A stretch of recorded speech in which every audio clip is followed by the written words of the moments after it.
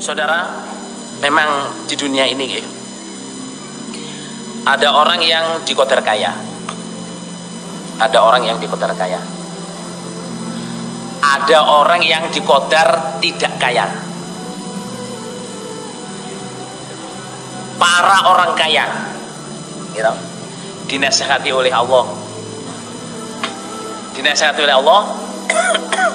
wabtaghi fima atakalau darul akhirah wala tansa nasibaka minat dunya. Itu nasihatnya Allah kepada Qarun. Ingat-ingat ya, orang-orang jemaah yang dikodar kaya dinasihati oleh Allah.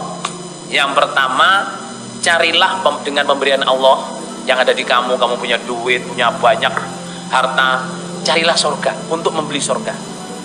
Bikin masjid, bikin pondok. Ya, ada orang jamaah kita jamaah kaya raya jamaah, tapi rumahnya jelek.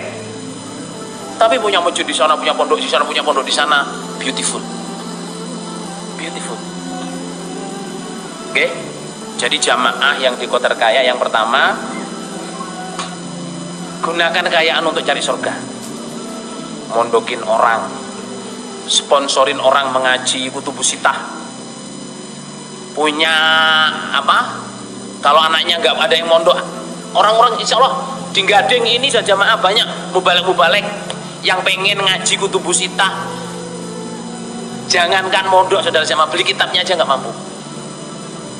Bukan orang Gading, mungkin anak pondok, mungkin anak SP, mungkin anak siapa, banyak saudara. Apalagi di daerah-daerah itu pengen udah mubalek, pengen ngaji kutubus sitah nggak bisa. Cari, doa kepada Allah, ya Allah jumpakan saya orang itu. Tanya ke orang-orangnya, kalau ada orang mau mondok saya sponsori. Berguna. Kalau nggak ada jamaah, ya umrohkan mubalek yang pernah ngajar ngaji apa, cariin dulu itu Pak itu kemana diumrohkan, kalau perlu dihajikan. Jadi uang kita apa saja jamaah bermanfaat. Walakan sana si baka minat dunia, sama sebenarnya keterangannya. Jangan melupakan bagianmu dari dunia. Artinya apa? Bisa saya bahas ya, yang dulu ya. Kita diberi kekayaan saudara jamaah, itu ada yang nggak boleh kita lupakan untuk kita. Apa itu? Ya kita taruh di akhirat. Kita taruh di akhirat. Wa ma tuqaddimu li anfusikum min khairin tajidu indallah. Hatim, saudara, ada seorang murid namanya Hatim. Gurunya namanya Syakik. Syakik ini kalau nggak tabiin sahabat, saudara. Dia berguru kepada Syakik itu, si Hatim ini selama 32 tahun apa 33 tahun. Suatu saat dia ditanya oleh gurunya, si Syakik itu, "Hai Hatim, kamu selama berguru saya 30 tahun ini apa yang kamu dapat?"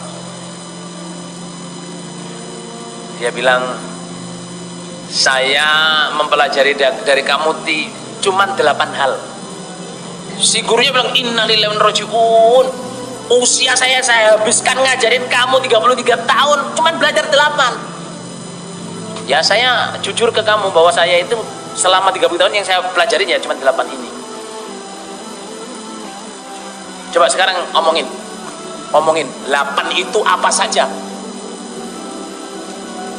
Dia bilang gini, yang pertama, orang itu memperjuangkan harga dirinya dengan sekolah, dengan berpolitik, dengan berkarir, dengan berbisnis, supaya dihargai orang. Kita bagi bagus, punya rumah, jadi tokoh masyarakat. Tapi Allah bilang di Quran itu, inna akramakum indallahi atqakum. Orang tuh berebut supaya dimuliakan, rebutan jadi lurah, rebutan jadi camat, rebutan jadi bupati, ngoten lho nggih. Rebutan jadi gubernur, rebutan jadi orang pangkat, apalah rebutan, apa rebutan bisnis. Pak bisnisnya paling lancar di situ. Ujung-ujungnya penghormatan. Tapi ternyata yang paling mulia di sisi Allah itu bukan orang itu. Yang paling mulia di sisi Allah adalah orang yang takwa. Makanya saya usaha menjadi orang takwa selama 33 tahun ini. Yang kedua, orang itu saling mengiri dengan kebersihan orang lain. Sampai kerja itu disaingin ini, kerja itu disaingin ini, semua. Lah saya lihat di Quran itu ternyata nahnu qasamna bainahum ma'isyatahum. Saya membagi di Allah berfirman di Quran itu, saya membagi di antara mereka kehidupan mereka. Kehidupan saya ini sudah dibagi oleh Allah. Jadi ya saya terima, saya syukurin apa yang saya kerjain ini, nggak usah pengen ini, pengen itu, pengen itu.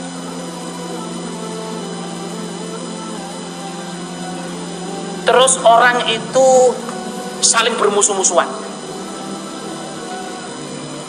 Orang itu saling bermusuh-musuhan. Ini menusuk ini musuh itu, terus jamaah musuhin jamaahnya, jamaah musuhin imamnya, imamnya musuhin jamaahnya, pengurus musuhin pengurus, tonggo musuhin tetangga, sesama bisnis musuh-musuhan. Padahal di Quran itu Allah berfirman, inna syaitana lakum adu fattakhiduhu aduwa. Sebenarnya yang jadi musuh kamu yang asli itu syaitan, maka ambillah syaitan sebagai musuh kamu. Lah saya, insya Allah saya tidak akan bermusuhan dengan orang iman. Kalau saya salah, saya minta maaf. Kalau dia salah, sebelum minta maaf sudah saya maafin. Karena musuh saya cuma satu, syaitan. Jadi syaitan saja yang saya akan musuhi. Itu nomor berapa saja, jemaah?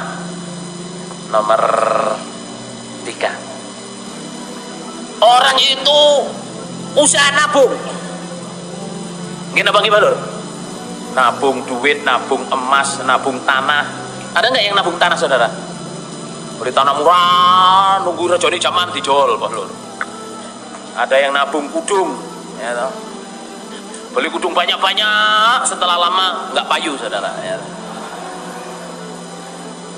Nabung, banyak yang nabung. Dia bilang, banyak cerita dia, banyak orang itu nabung, dipikir itu punyanya.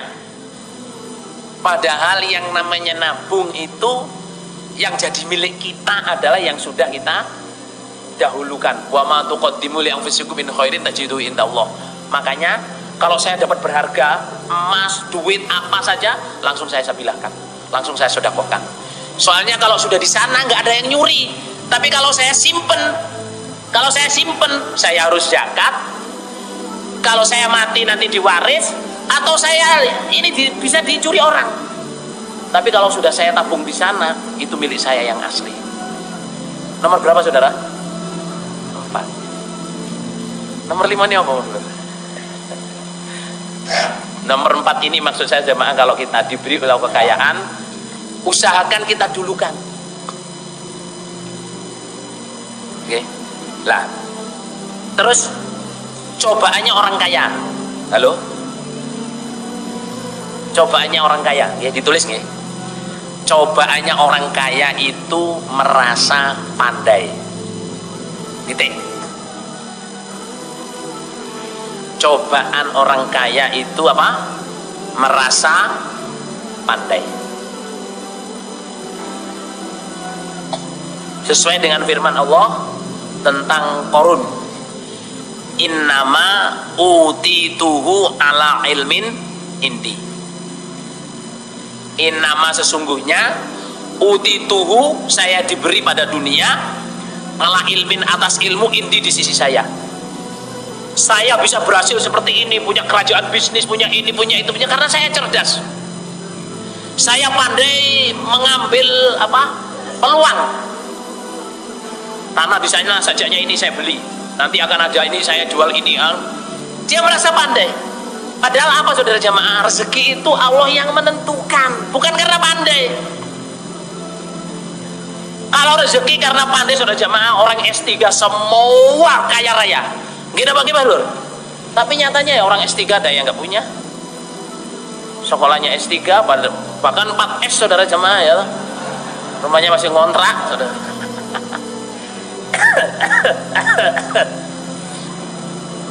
Artinya gini loh. Kalau kita kaya, syukur. Be humble. Jangan merasa kekayaan itu didapat karena kepandaiannya. Karena memang cobaannya itu. Pandai mengambil peluang, pandai mengambil ini, pandai mengambil apa macam-macam. Nah itu. Nah terus kalau kaya saudara jamaah, Nabi Muhammad SAW menerangkan qasdan fi ginin.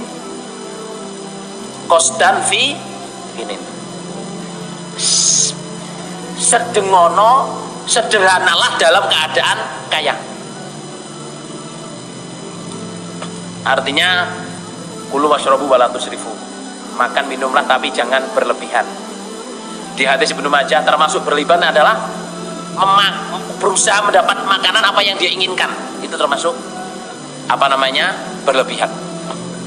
Besok jadwal makan saya ayam panggang Bangi, kikil Mojosongo, sate cukir, rawon Mojagung, apa mana Pak Lur? Pecel Kertosono, pecel Mbak Solika,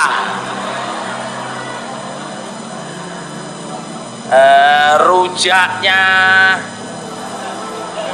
anak Yusiai sama jenengan Mbak Dah, kreco alun-alun.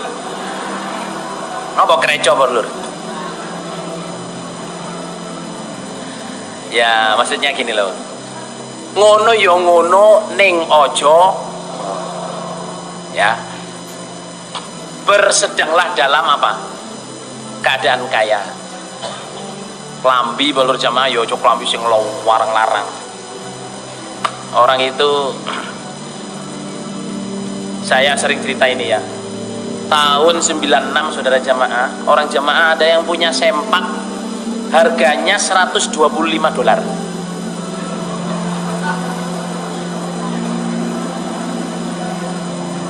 Sempak celana dalam laki-laki saudara jamaah, $125 itu sempak satu, 1.250.000. Terus aku ngomong iki sempak apa ya iso mijeti, apa iso ngarai keri-keri iso.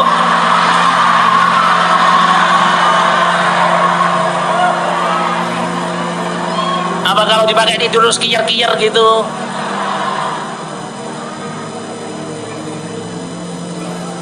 Itu israf saudara.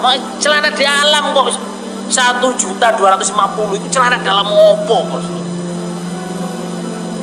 Masya Allah. 96 saudara, 96. Jadi ada jemaah ini yang memang kelambine wis kudu trendy kabeh.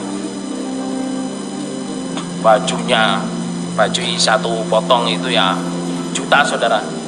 Jasnya juta-juta, satu setel 25 juta, 50 juta. Terus apa ya nek digawe terus ngono ya ngono ning aja ngono terus lho.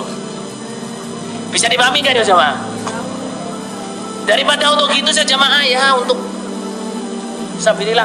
Kalau memang diperlukan satu saat tidak apa-apa, tapi kalau diperlukan, tapi jangan semuanya seperti itu. Sampai ada orang kaya pakai jam tangan 10 ribuan palsu, model Rolex palsu saudara jamaah. Kalau yang pakai orang kaya ya percaya wong, oh iki Rolex temenan balur ya. Nggih napa nggih? Tapi nek wong balur desa ireng Bekasa balur pakai Rolex asli iku gak percaya wong. Palsu paling wong.